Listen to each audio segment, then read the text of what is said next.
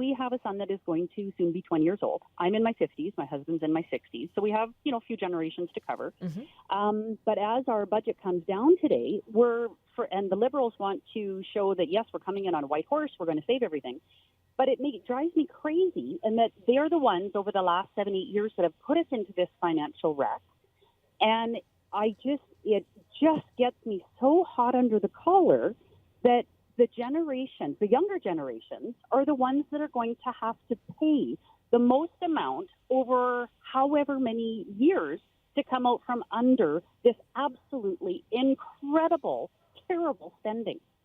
So I just think that it is just, I think when the next federal election comes, we seriously have to think and look at what the Liberals have done, not what they're promising to do, but what kind of financial precarious position are we in now because of them. I think it's absurd about this generational fairness direction of the budget when it's the Prime Minister and his cohorts have taken this generation and put them into a massive debt that they won't ever see paid off. And, one of the reasons he was able to do that was that most younger people don't even understand their credit card bills. They don't understand that when the government overspends by $50 billion, it's not like they're going to pay that back.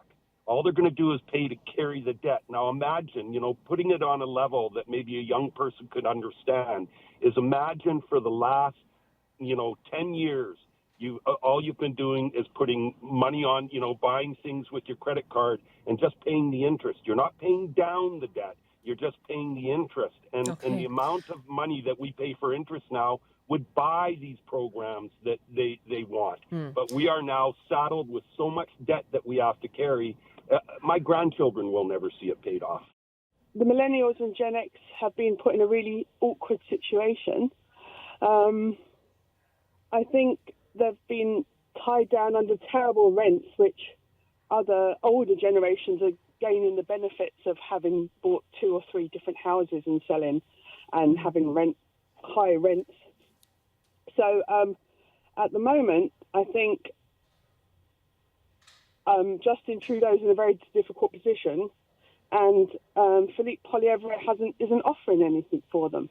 To me, common sense and I'm not Justin Trudeau isn't going to help Generation X or millennials.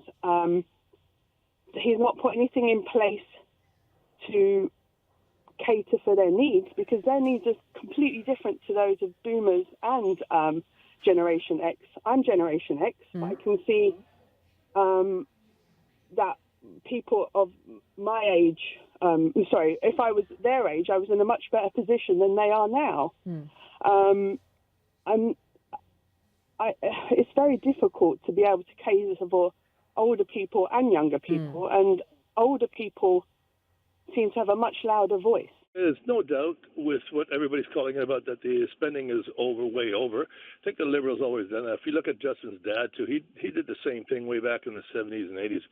But what I like to see in this budget is something also for the seniors, You've had a lot of people call in and say how they're worried, about what's going to happen. I'm going to be 65 next year.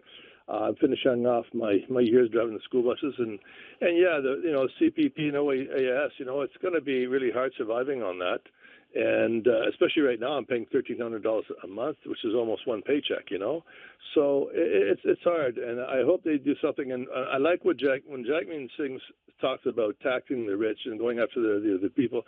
I think that's going to be a good way to do it too, because there's a lot of people making lots of money and way too much, giving big bonuses being paid out, at the end of the year, and I just think that I'd like to see something for the seniors and have the rich people get them pay their tax,